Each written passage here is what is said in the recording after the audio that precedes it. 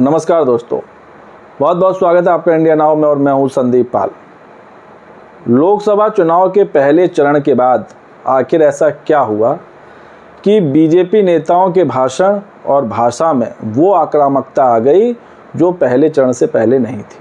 पहले चरण से पहले बीजेपी के जो नेता अपनी रैलियों में, अपने भाषणों में बीजेपी के मैनिफेस्टो का जिक्र करते थे, परिवारवाद का जिक्र करते थे, भ्रष्टाचार का जिक्र करते थे, अपने 10 साल के कामों की उपलब्धियों का जिक्र करते थे, दुनिया में देश के डंका का जिक्र करते थे, वो बीजेपी आखिर क्यों पहले चरण के मतदान के बाद हिंदुत्व, राम मंदिर उतर आई?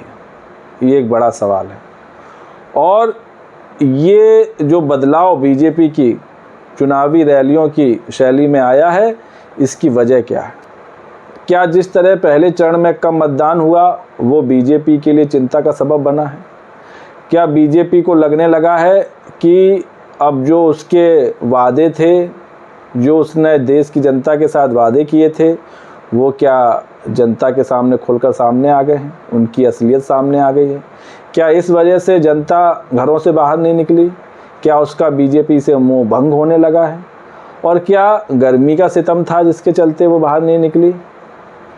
वैसे गर्मी और तपिश इसलिए नहीं हो सकती है क्योंकि 2019 और 2014 में भी जब चुनाव हुए थे तब भी पारा इतना ही था, तब भी सूर्य की धूप में गर्मी इतनी ही थी जितनी अब है।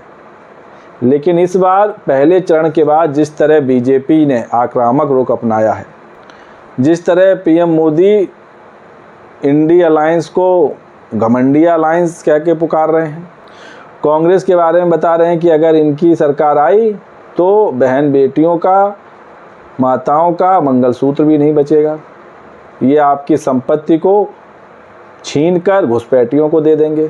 आखिर ऐसा कहने की ज़रूरत क्यों आन पड़ी? दरअसल राजस्थान की एक रैली में पीएम मोदी ने अपने भाषण में कहा था कि कांग्रेस सरकार देश की संपत्ति को घुसपैठियों और अधिक बच्चा पैदा करने वालों को बांट देगी। उन्होंने ये भी कहा कि कांग्रेस का आशय मुसलमानों से है, जिस अल्पसंख्यक की बात की जा रही है वो मुसलमान है। अलीगढ़ की एक रैली में संबोधित करते हुए मोदी ने कहा कि कांग्रेस के शहजादे कहते हैं कि वो जांच करवाएंगे कि कौन कितना कमाता है, आपके पास कितनी संपत्ति है, आपके पास कितना पैसा है, आपके पास कितने घर हैं। सरकार इन संपत्ति पर कब्जा कर लेगी और इसे सभी को बांट देगी। उन्होंने यहाँ तक कहा कि हमारी माताओं और बहनों के पास जो सोना है, जिसे स्त्री धन कहते हैं, जिसे पवित्र माना जाता है और कानून भी जिसकी रक्षा करता है, उस पर भी, यानी कि उस मंगलसूत्र पर भी कांग्रेस की नज़र है। इतना सब कुछ पीएम मोदी ने कहा और इसके पीछे हवाला दिया पूर्व प्रधानमंत्री मनमोहन सिंह के एक बयान का, एक स्टेटमेंट का, जिसमें कहा गया था कि देश की संपत्ति पर सबसे पहला अधिकार अल्पसंख्यकों का होगा। इस बयान को लेते हुए पीएम मोदी ने अपने भाषण में इतनी सब बातें कह डाली। और पहले चरण के बाद पीएम मोदी की रैली के शुरुआत का जो नारा होता था, इस बार 400 पार, वो भी अब गायब दिख रहा है। तो क्या पहले चरण के मतदान के बाद 400 पार के नारे की भी हवा निकल गई? क्या 400 पार का नारा अब रैलियों में क्यों नहीं लगाया जा रहा है, जो नारा पहले चरण से पहले की चुनाव रैलियों में जमकर लगाया जाता था? अब प्रधानमंत्री हों, अमित शाह हों, जेपी नड्डा हों, उनकी रैलियों में ये नारे नहीं दिख रहे हैं।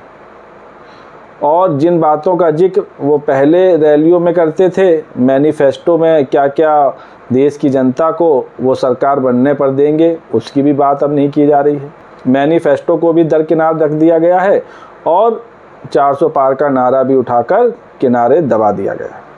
और अब मुद्दा बन गया है हिंदुत्व, राम मंदिर और आपकी संपत्ति। संपत्ति आपकी बचेगी या नहीं? आपकी संपत्ति कहीं कांग्रेस ले तो नहीं लेगी? कांग्रेस की सरकार आएगी तो कहीं आपकी संपत्ति बांट तो नहीं दी जाएगी?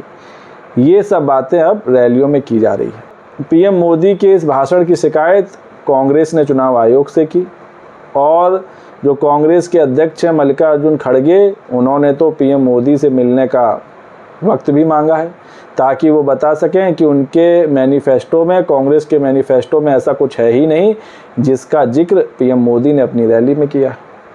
कई टीवी चैनल और मीडिया पर चल रहा है कि जो कांग्रेस ने अपना मैनिफेस्टो बनाया है उसमें शब्दों का खेल किया है, शब्दों की कलाकारी की गई। सीधे सीधे मुस्लिम समाज या किसी अन्य समाज का नाम लेने के बजाय कुछ ऐसे शब्दों का प्रयोग किया गया है जिससे लोग कंफ्यूज हो जाएं।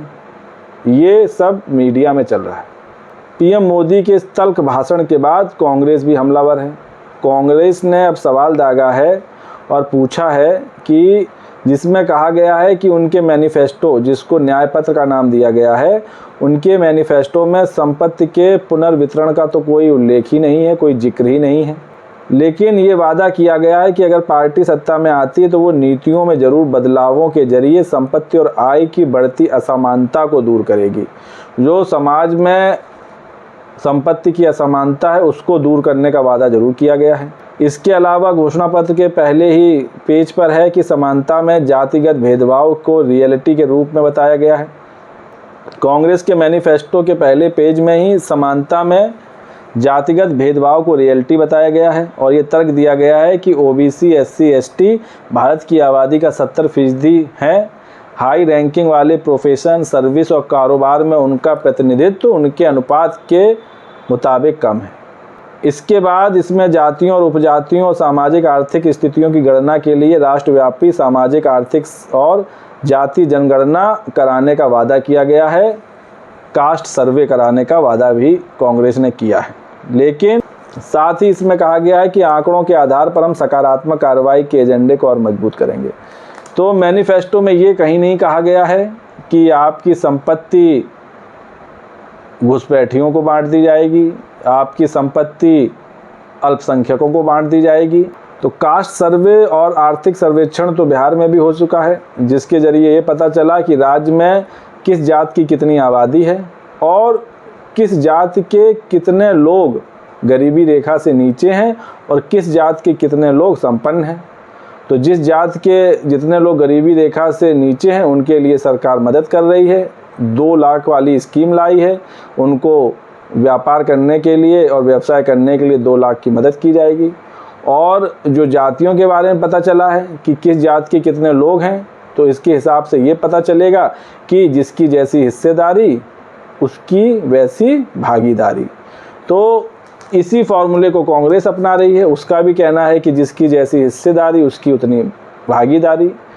तो कांग्रेस के मैनिफेस्टो में खैर ऐसा कहीं नहीं लिखा है जिसका जिक्र पीएम मोदी ने किया है और यही वजह है जिसके चलते कांग्रेस ने चुनाव आयोग का रुख किया है।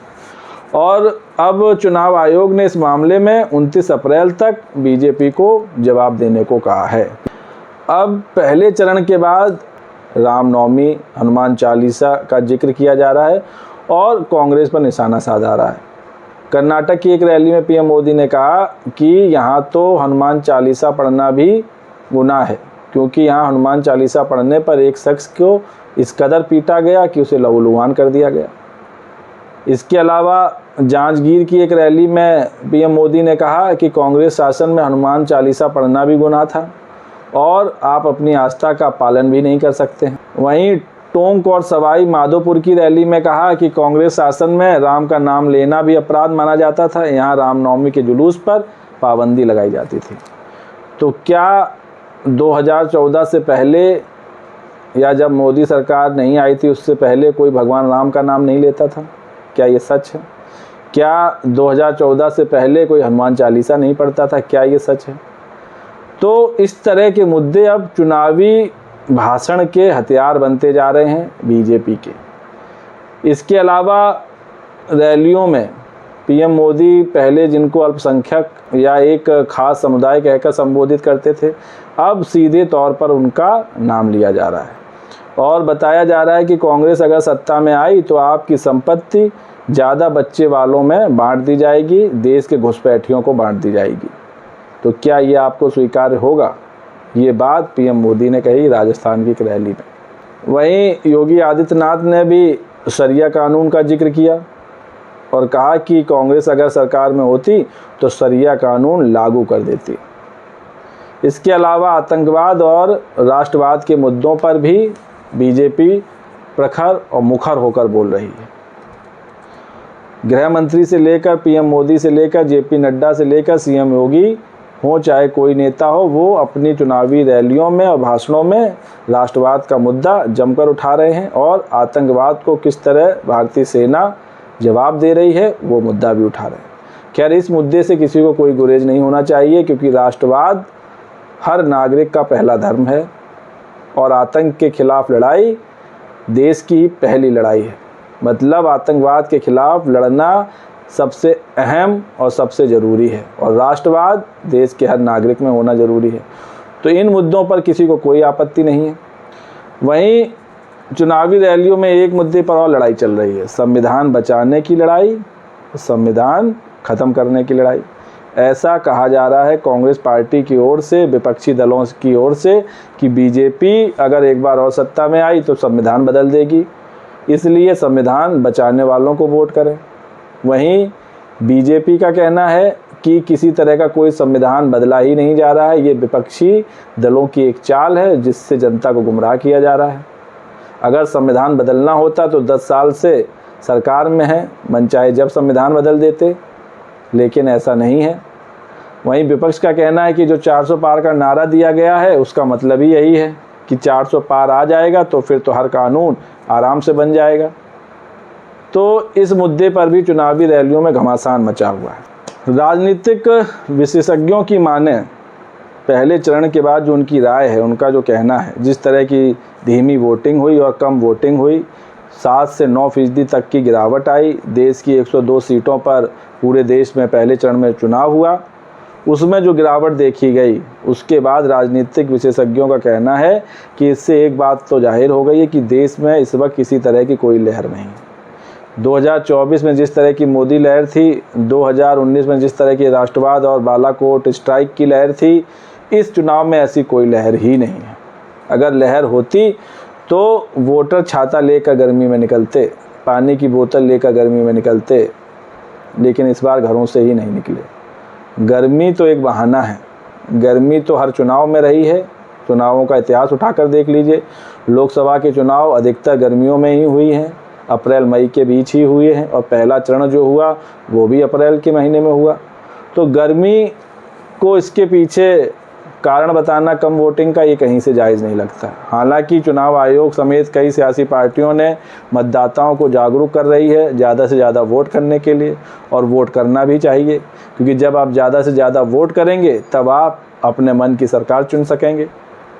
लेकिन ऐसा हो नहीं रहा है, मतदाता घरों से बाहर निकल नहीं रहा है, वोटिंग कम हो रही है। तो इस वोटिंग ने क्या बीजेपी की चिंता बढ़ाई है, जिसके चलते बीजेपी ने अपनी रणनीति में इतना बड़ा बदलाव किया है, भाषणों को और ज़्यादा आक्रामक बनाया गया है। इस पूरे मुद्दे पर, इस पूरे मामले पर आपकी क्या राय है, कमेंट्स करके बताइए। वीडियो पसंद आया हो तो चैनल को लाइक, शेयर और सब्सक्राइब करना ना भूलिए। तब तक के लिए नमस्कार।